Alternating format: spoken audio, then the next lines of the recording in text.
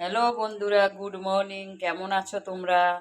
আমি ওই যে রুই মাছের ঝোল করেছি, দেখো, পটল আর মাছ দিয়ে রুই মাছের ঝোল, স্যালাড আর করলা ভাজা, উচ্ছে ভাজা। কেউ করলা বলে, কেউ উচ্ছে বলে।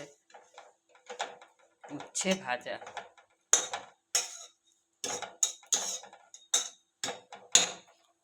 লেবু আছে, গন্ধরাজ লেবু।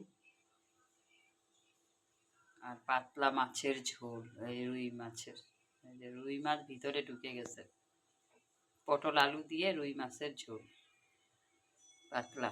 গরমের মধ্যে বেশি মশলা খাওয়া যায় না, তো গরম। লাইক শেয়ার কমেন্ট করে দিও, লাইক শেয়ার কমেন্ট।